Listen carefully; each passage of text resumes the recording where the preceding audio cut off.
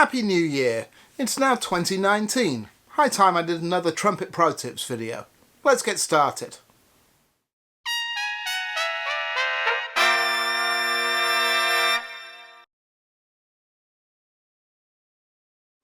Hi, I'm Brian from Airflow Music. Alongside publishing our books for brass players, we're producing a bunch of videos with tips to make brass playing easier for you. So if you're new here, please subscribe to the Airflow Music channel so you're notified of all of our videos. In the comments on my other videos, you've been asking me about all sorts of topics you'd like to hear my take on.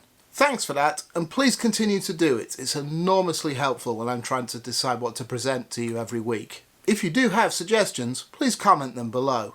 One of the topics that has been asked about a few times is vibrato. Let's talk a little about how to do it and then, more importantly, about how and when to use it. First of all, what is vibrato? Vibrato is a musical effect which is used to provide expression to vocal and instrumental music. I guess you'd characterise it as a pulsating variation in pitch. There are different sorts of vibrato, as we'll discuss, but basically it sounds something like this. Here's a note without vibrato. And then here's a note with vibrato added. The most important thing to remember about vibrato is that it's an effect which is to be applied to your playing, not a default state of playing. You should be able to play with or without vibrato at will.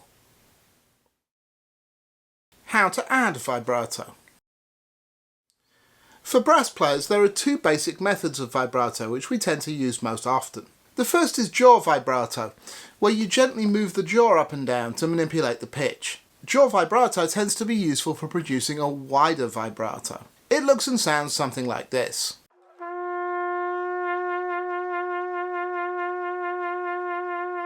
The second method is mechanical vibrato, where you move the instrument against your lips. For valved instruments like the trumpet, that's usually produced by moving the fingers back and forth on the valve buttons, or maybe the entire right hand as you grip the instrument. For trombonists, you'll often see them moving the slide very quickly around the position for whichever note they're playing. Mechanical vibrato is usually easier if you need a faster vibrato. On a trumpet, this sort of mechanical or hand vibrato looks and sounds something like this.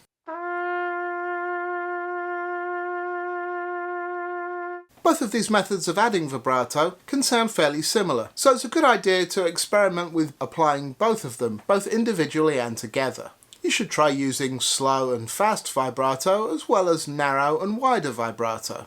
By combining these factors, there's a huge variation of different sorts of vibrato you can add to your playing.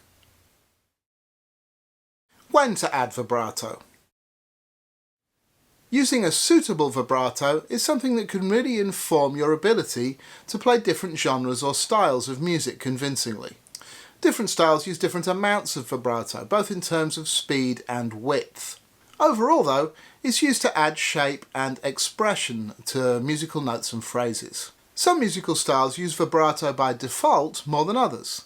For us as musicians, it's important to listen both to recordings and to the musicians we're playing with to get a sense of what sort of vibrato is appropriate for the style of music we're playing. What I've observed in most styles that I've checked out is that regardless of the default type of vibrato that's being used, the lead voice will shape the phrases by varying the speed and shape of the vibrato being used at different points in the phrase, much in the same way that we shape sentences as we speak, with changes in the pitch of our voice for different inflections. This has become an incredibly useful tool for me since I do play a lot of lead trumpet in big bands. It's something I can use to communicate with the other musicians who are trying to follow my style and phrasing, so they can understand how I'm shaping something without needing to talk everything through during rehearsal. I encourage you to go and listen to some of your favourite recordings, regardless of genre, to see how vibrato is used in them. Hopefully this has been a helpful primer on the use of vibrato. Most important, as I said before, is that you should be able to play with or without vibrato at will. Be sure to practice things both ways. If you're not careful, it's easy to fall into a bad habit of using vibrato on everything. Then do a little extra listening homework to learn the appropriate type of vibrato for different styles of music, and then learn to imitate it so you can play that style more convincingly. Doing that will make you a more versatile player, so you'll have more opportunities to play more different sorts of music and have more fun doing it. I hope you've enjoyed this video. If so, please hit that like button and subscribe to the Airflow Music channel if you haven't already. I'm here with new videos every week between these trumpet pro tips and the exercise of the week, so it's a good idea to be subscribed so you're notified when a new video has been uploaded. I'll see you on the next video. In the meantime, go practice.